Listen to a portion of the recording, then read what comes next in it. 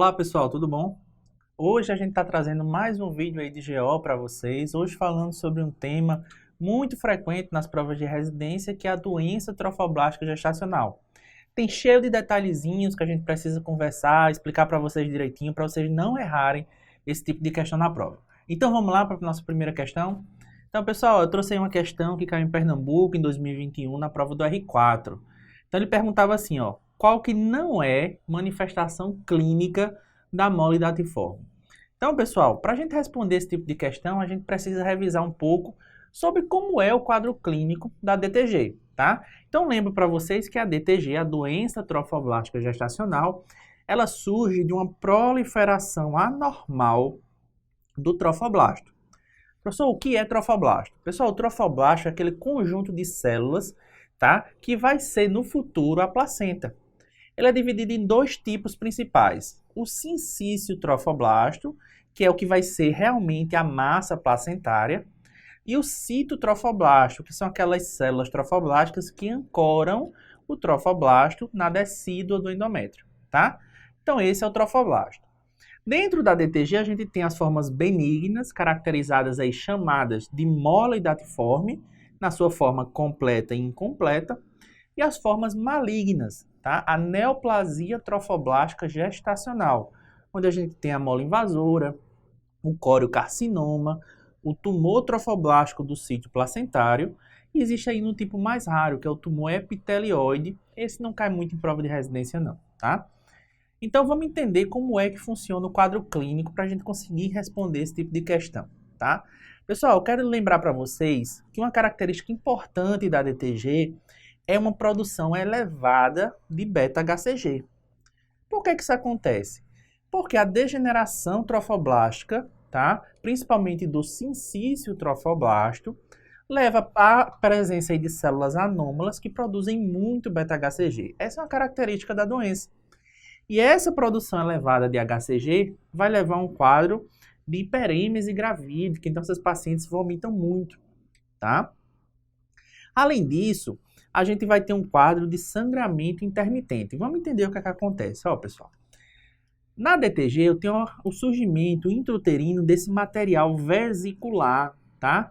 Essas pequenas vesículas aí no material. Esse é o aspecto característico da DTG. Acontece que esse material vai crescendo dentro do útero e aí ocorrem pequenas áreas de necrose aqui focal. Então, uma parte desse material, ele necrosa e descama. E aí a gente tem um sangramento, tá? E aí isso acontece num lugar, depois acontece no outro lugar, depois no outro lugar. Por isso que o sangramento é intermitente e nesse aspecto vermelho escuro, chamado em suco de ameixa. Beleza? Pessoal, além disso, esse material aqui dentro, ele começa a crescer, ele se multiplica muito rápido. E o útero assume grandes proporções comparado com a idade gestacional. Então, primeira dica que eu dou para vocês, preste atenção, ó. Dos sangramentos de primeira metade da gestação, o único que cursa com aumento do fundo uterino para a idade gestacional é justamente a DTG. No abortamento inectópico, eu tenho útero compatível ou reduzido para a idade gestacional. E aí, quando ocorre esses sangramentos que eu estou dizendo para vocês, essa necrose de parte do material, esse útero reduz um pouco de tamanho, mas depois esse material volta a proliferar. Então, o útero cresce de novo de tamanho. Isso é o que a gente chama de útero em sanfona, ele fica aumentando e diminuindo de tamanho. Pode acontecer, pessoal, inclusive, da paciente eliminar vesículas. E se a paciente elimina vesículas, né, esse aspecto encaixo de uva, tá? Isso é um sinal patognomônico da DTG. Então, viu vesícula, está dado o diagnóstico de DTG, beleza? E na ultrassonografia, o que a gente tem? Na ultrassonografia, a gente tem esse aspecto característico, essa imagem heterogênea, com esses ecos de permeio e várias estruturas anecóicas, tá? Que são justamente aquelas vesículas. Esse aspecto é a chamada tempestade de neve, tá bom?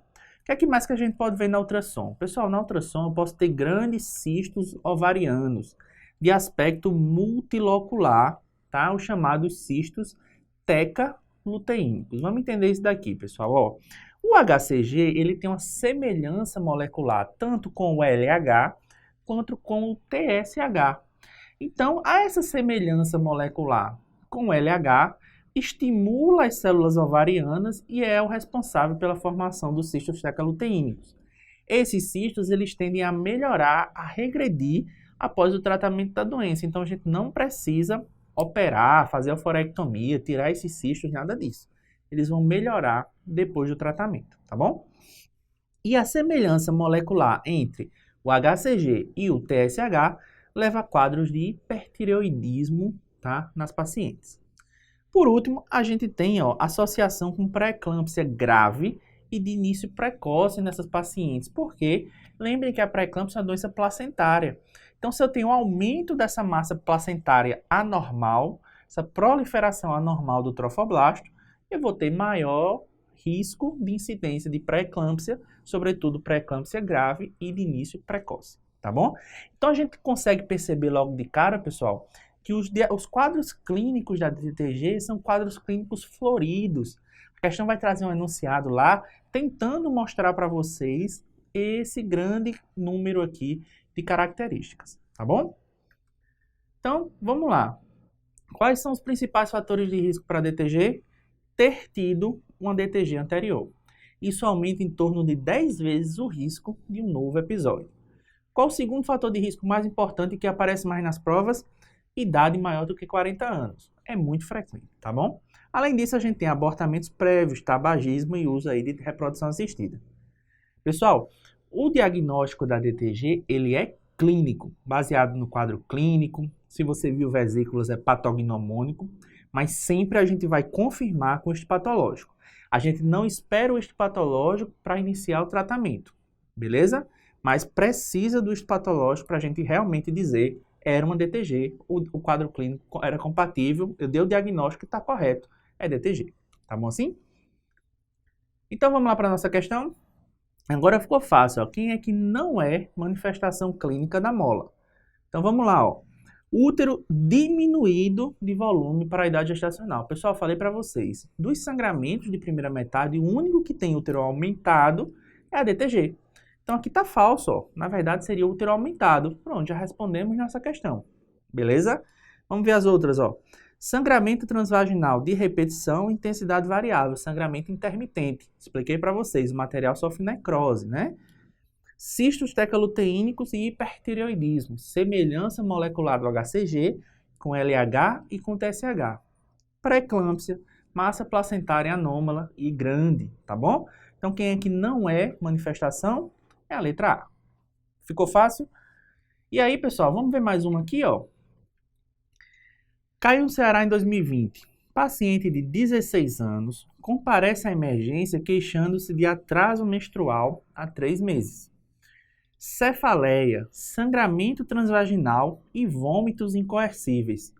Olá, ó, sinais e sintomas, tá? Ela tem um sangramento transvaginal, ela tem hiperêmese. Refere ter realizado um teste urinário para gravidez com resultado positivo. No exame físico, encontra-se com pressão arterial 14 por 100. Tá? Fundo uterino palpável entre a sínfise púbica e a cicatriz umbilical. Batimentos cardiofetais não identificados ao sonar e toque vaginal apresentando colo amolecido, pérvio para uma polpa digital, com transposição de sangramento abundante. Considerando as causas de sangramento de primeiro trimestre e o quadro clínico acima descrito, qual é a melhor hipótese diagnóstica para esse caso? Então vamos lá, pessoal. A minha paciente tem hipertensão precoce, tá? A minha paciente tem útero aumentado para a idade gestacional. Vejam, 3 meses, em torno de 12 semanas, ela tem útero no meio do caminho entre a sínfise púbica e a cicatriz umbilical, que a gente espera para 16 semanas. Então tem útero aumentado para a idade gestacional. Tem sangramento intermitente, tem hiperêmese gravídica. O que é que minha paciente tem? Minha paciente tem DTG, pessoal. Eu falei para vocês, é um quadro clínico florido, um enunciado grande, tá? Querendo chamar a atenção de vocês para todo aquele quadro clínico que eu falei, beleza? Então vamos lá, ó. Letra A. Trata-se de um provável abortamento. Pessoal, abortamento é útero compatível ou reduzido para a idade gestacional, a depender do tipo de abortamento. Tranquilo? Ectópica, mesma coisa. Além disso, na ectópica, o quadro clínico que predomina é a dor, tá? Dor abdominal importante. Aqui não foi falado nada disso. Letra C, placenta prévia. Pessoal, não posso nem cogitar esse diagnóstico de placenta prévia com 12, 16 semanas de gestação. Placenta prévia entra no diagnóstico diferencial dos sangramentos da segunda metade da gestação. Beleza? E letra D, trata-se de uma provável doença trofoblástica gestacional, sendo indicada a realização de exame ultrassonográfico transvaginal para ver aquele aspecto lá em tempestade de neve, a presença de cistos tecaloteínicos e corroborar com o diagnóstico. Tá correto? Tá correto. A letra D era a nossa resposta. Então, perceberam como o quadro clínico é importante? Lembra do útero aumentado, lembra dos quadros clínicos bem floridos. Então, vamos ver outra questão aqui, ó. Caiu em 2017, prova do R4, falando sobre mola parcial. Então, vamos lembrar como é essa história de mola completa e de mola parcial, tá? Pessoal, tudo surge da gente entender o cariótipo. Se a gente não entende o cariótipo, a gente não entende o que é uma mola completa e o que é uma mola parcial. Então, vamos lá lembrar, ó. Trouxe aqui esse esquema para ficar mais fácil. Então, veja nessa primeira situação. Eu tenho um óvulo vazio, tá? E esse óvulo ele vai ser fecundado por um espermatozoide ou por 2 espermatozoides, tá? É mais frequente que esse único espermatozoide fecunde e depois se divida, mas ele pode ser fecundado por 2 também. O fato é que eu vou ter um óvulo, tá? Um cariótipo diploide, tá? Exclusivamente paterno. Só tem material genético paterno aqui, porque o óvulo, melhor dizendo, ele era vazio, com seus cromossomos inativados, tá? Então, eu vou ter um material genético exclusivamente paterno em todas as células que vão derivar daí. Já aqui embaixo, eu vou ter um óvulo com material genético sendo fecundado aí por 2 espermatozoides. Então, eu vou ter um zigoto, tá? Triploide. Beleza assim? Triploide. Então, essa é a grande diferença. Na mola completa, eu tenho um genótipo diploide exclusivamente paterno. Na mola incompleta ou parcial, eu tenho um genótipo triploide com 2 materiais genéticos paternos e um material genético materno. A presença desse material genético materno vai fazer toda a diferença no nosso raciocínio. Vamos entender, ó. Se eu tenho aqui ausência de material genético materno, eu não posso formar tecido fetal viável. Para eu formar tecido fetal viável, eu preciso de genótipo paterno e genótipo materno. Beleza assim? Já na mola incompleta, como eu tenho material genético materno, eu posso ter tecido fetal. Pode ser um fetinho com malformação associada a DTG? Pode. Pode ser só membrana amniótica associada a DTG? Pode também, tá? Mas eu tenho algum tecido fetal. Além disso, na ultrassom, a ultrassom da mola completa é aquele aspecto em tempestade de neve que eu falei para vocês. Já na mola incompleta, como a alteração genética é menos grave, tá? Eu não tenho aquela degeneração tão importante, eu não vou produzir aquela imagem tão característica. Eu vou ter alguns ecos dispersos, algumas vesículas em menor quantidade e presença ali de tecido fetal, tá bom? O que mais? Cistos tecaloteínicos, eles são mais frequentes e maiores, mais abundantes na mola completa. Por quê? Porque eu tenho mais degeneração, eu tenho mais produção de beta-HCG, eu tenho maiores cistos tecaloteínicos do que na mola parcial, tá bom? Além disso, logicamente a produção de beta-HCG é maior na mola completa. Por quê? Porque eu só tenho material genético paterno, a degeneração trofoblástica é pior, então produz mais beta-HCG. E logicamente, na mola completa o risco de malignização é maior, porque essa alteração genética, só com material paterno, é de maior risco para degeneração maligna. Percebem? Então, aprendam o cariótipo, que aí vocês conseguem raciocinar todo o resto, sem precisar decorar nada. Então, vamos lá para a nossa questão. A questão quer saber sobre a mola parcial, tá? Então, na mola parcial, tem ausência de feto? Não, na mola parcial eu tenho tecido fetal. Por quê? Porque eu tenho um conjuntinho de cromossômicos maternos. Maternos, tá? Útero grande para a idade gestacional. Eu posso ter na mola completa, incompleta, parcial? Posso ter, tá? Mas o mais comum é que eu tenho o quê? É que eu tenho um útero menor, um pouco menor do que na mola completa, mas mesmo assim ele tende a ser aumentado para a idade gestacional. Cariótipo 69, ou seja, triploide. É comum ter na mola parcial? É isso aí, mola parcial é triploide, beleza? Elevada frequência de cistos tecaloteínicos. Pessoal, vejam só, na mola incompleta, a frequência de cistos tecaloteínicos ela é baixa, beleza? Então, assim, vamos guardar a letra D aí. Letra E. Elevada taxa de persistência da doença trofoblástica gestacional. Pessoal, na doença trofoblástica gestacional, na sua forma da mola parcial, o risco de malignização é menor. Tranquilo?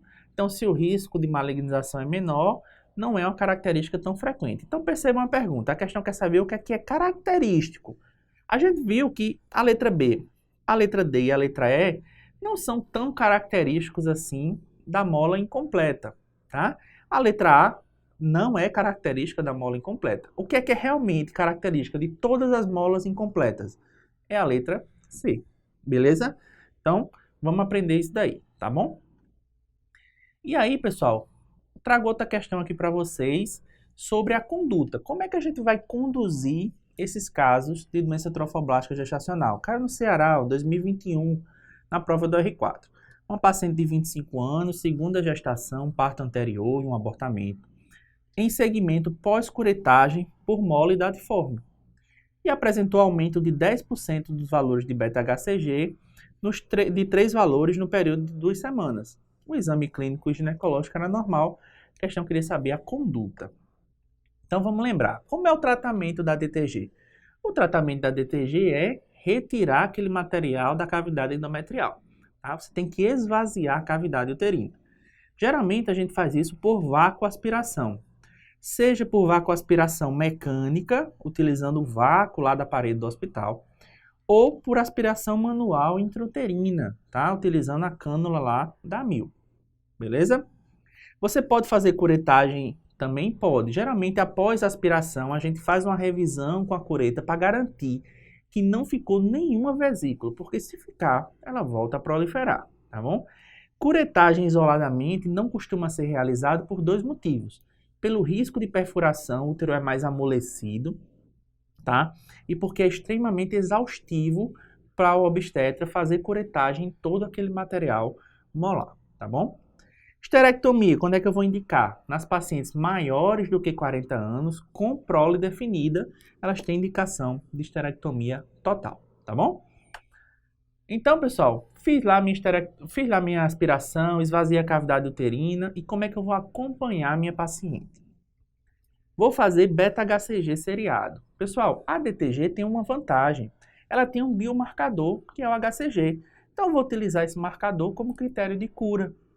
Então, a gente faz semanalmente até zerar, tá? E depois que zera, a gente faz mensalmente por mais 6 meses. Beleza? Então, passado esses 6 meses negativos, tá? Mais 6 meses negativos, aí eu vou dizer que minha paciente está curada da DTG dela. Além disso, o que é que mais que eu tenho que fazer? Eu tenho que investigar a presença de metástase, tá? De disseminação da doença. Como é que eu vou fazer isso? Exame físico, para ver se eu tenho disseminação vaginal, né? Então, exame especular. Ultrassom, para eu ver se tem invasão miometrial, tá? E raio-x de tórax, para eu ver se tem metástase pulmonar, que é o sítio mais comum. Beleza? Isso aqui faz parte da investigação básica na DTG. E além disso, a minha paciente tem que sair da maternidade com uma anticoncepção de alta eficácia. Porque se essa paciente engravida durante o segmento, eu não vou saber se isso é uma recidiva da doença ou até uma malignização da doença ou se é o beta-HCG da nova gestação. Essa paciente não pode engravidar durante o segmento. Tranquilo assim? Então vamos lá para a nossa questão. Ó. Nossa paciente fez lá uma curetagem para mola e aí depois no segmento ela apresentou aumento dos valores de beta-HCG. Pessoal, mesmo sem saber os critérios, tá? A gente vai já falar deles, mas mesmo sem saber os critérios, se eu sei que eu tenho que fazer semanalmente até zerar e depois mensalmente por mais 6 meses, se eu tenho aumento, significa que alguma coisa não está indo bem. Se alguma coisa não está indo bem, o que é que eu tenho que fazer? Eu tenho que reinvestigar essa minha paciente. Eu tenho que procurar novamente se tem metástase em algum lugar. E aí, justamente, eu vou fazer o quê? Ó? Ultrassom transvaginal com Doppler, em busca das metástases no miométrio. Radiografia de tórax em busca das metástases pulmonares. Beleza? Se eu definir que tem metástase, que tem recidiva em algum lugar, aí eu vou tratar e a gente já vai aprender como. Beleza? Mas o primeiro passo é a gente procurar as metástases. Beleza? Preciso de ressonância nesse primeiro momento? Não preciso de ressonância. Muito menos do sistema nervoso central. No sistema nervoso central, a gente só vai buscar metástase se a gente não achar nos outros sítios que são mais comuns. Beleza? E tratamento eu vou fazer? Por enquanto não. Eu vou primeiro investigar a minha paciente. Tá? Além disso, esterectomia não estaria indicada porque ela tem só 25 anos e não tem prole definida. Beleza? A resposta aqui seria o quê? Seria a letra A. Tá? Então, pessoal, vamos ver mais uma questão sobre isso. Ó. Caiu no Ceará em 2019 na prova do R4. Uma mulher de 18 anos procurou emergência com sangramento e atraso menstrual. Tá? No toque, o colo era fechado, o beta-HCG foi de 42.000. Na ultrassom, o útero aumentado de volume com imagem heterogênea e múltiplas pequenas áreas císticas de permeio. O que é isso? É aquela imagem tempestade de neve que a gente acabou de falar para vocês. Foi feito o esvaziamento uterino, ou seja, fechou aí o diagnóstico, a conduta foi para DTG, tá? E ele está perguntando o segmento inicial. Pessoal, presta atenção, eu estou numa prova de R4, tá? E aí a questão foi para o detalhezinho, para a minúcia que a gente tem que saber.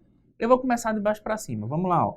Mensalmente, lembrar, a gente faz semanal até zerar e depois faz mensal por mais 6 meses. Então, na letra C ele faz por mais 12 meses, na letra D por mais 3 meses. Então, a gente já sabe que está errado, é por mais 6 meses, beleza?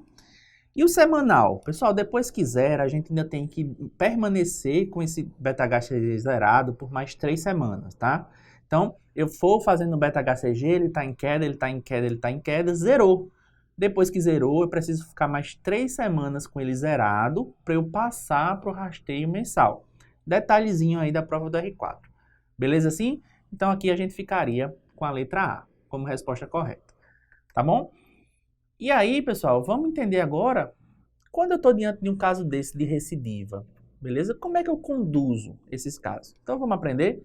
Então vamos lá, ó. Pessoal, se durante esse meu segmento o beta-HCG aumentar por 2 semanas, estabilizar por 3 semanas ou não zerar em 6 meses, tá? Ou seja, alguma coisa aconteceu no meu segmento e o beta-HCG não está caindo, ele é sempre para cair, tá? Se isso não acontecer, a gente já aprendeu. A gente vai fazer o quê? A gente vai buscar as metástases. Vou fazer exame físico, olhar a vagina da paciente, ver se tem metástase vaginal, fazer ultrassom, ver se tem invasão miometrial, fazer raio-x de tórax, ver se tem lesão no tórax da paciente, beleza? Quais são as principais formas da neoplasia trofoblástica gestacional, ou seja, da forma maligna da doença? A principal delas, pessoal, é a mola invasora, também chamada de corioadenoma destruens, beleza? Essa forma da mola, ela pode se originar principalmente de uma mola prévia, é o mais comum, ela se originar de uma mola prévia. Responde aí por até 90% dos casos, tá bom? Já o coriocarcinoma ele pode surgir após uma gestação normal, após um abortamento ou após uma DTG prévia, beleza? Cuidado que às vezes as questões perguntam isso da gente. Qual é o sítio de metástase mais importante? Já falei para vocês, é o pulmão e em segundo lugar a vagina, tá? Responde aí por 10 a 30% dos casos de neoplasia trofoblástica gestacional. E o tumor trofoblástico do sítio placentário? Pessoal, esse é uma forma bem mais rara. E o detalhe aqui é o seguinte, o tumor trofoblástico do sítio placentário, ele não se origina do sincício trofoblástico como os demais. Ele se origina de uma parte intermediária do trofoblasto e por isso ele produz um beta-HCG mais baixo e ele tem um outro biomarcador, que é o hormônio lactogênio placentário. Então, se sua questão traz um quadro clínico, parece com DTG, com recidiva de DTG após o tratamento, e ela bota lá o hormônio lactogênio placentário aumentado, você vai marcar tumor trofoblástico do sítio placentário, tá bom? Então vamos lá. Fiz o meu diagnóstico de neoplasia trofoblástica gestacional. Meu paciente recidivou, eu investiguei as metástases e achei lá invasão uterina, metástase à distância. Como é que eu vou tratar minha paciente? Essa paciente vai ser tratada com quimioterapia, beleza? Lembrar que o trofoblasto são células de multiplicação muito rápido, então elas sofrem com a quimioterapia. E qual é a droga que a gente vai usar? É o metotrexato. O metotrexato é um antagonista aí do metabolismo das bases nitrogenadas. Então, esses tecidos de multiplicação muito rápida vão sofrer bastante a ação do metotrexato, tá? Em algumas situações, eu vou usar só o metotrexato em monoterapia. Em outras situações, eu vou usar uma poliquimioterapia, beleza?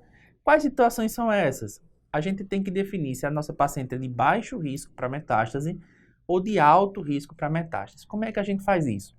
A gente faz isso através de um score de estadiamento e classificação dessas pacientes. É um score complexo, leva em consideração vários fatores, aí a gente não precisa decorar isso para a prova, a gente precisa lembrar do número, tá? Um score a partir de 7 é alto risco, vai para poliquimioterapia. Até 7, menor que 7, na verdade, a gente vai para monoterapia. Então, aprenda o número 7, beleza? Histerectomia está indicada nesses casos? Não, pessoal. Segue aquele mesmo padrão. Pacientes maiores que 40 anos, tá? Com prole definida, a gente pode associar a histerectomia no tratamento da doença. Beleza assim? Então, vamos lá para a nossa questão, ó. Caiu no Ceará em 2020. Uma nulípara de 30 anos apresentou um quadro de doença trofoblástica gestacional e, durante o acompanhamento, identificou-se aumento do valor do beta-HCG em 20% por 3 semanas. Pessoal, percebam que esses númerozinhos eles não vão fazer tanta diferença, tá? A gente precisa saber que ele aumentou por 2 semanas consecutivas ou estabilizou por 3, ou não zerou em 6 meses. O valor em porcentagem é menos relevante, tá bom? Procedeu-se o estadiamento que resultou no score de 4. O score que eu falei para vocês, a gente vai aprender o número é 7, tá? Qual é a melhor conduta? Pessoal, se eu estou diante de uma neoplasia trofoblástica gestacional com score menor que 7, a paciente vai para monoterapia com metotrexato. Fácil assim?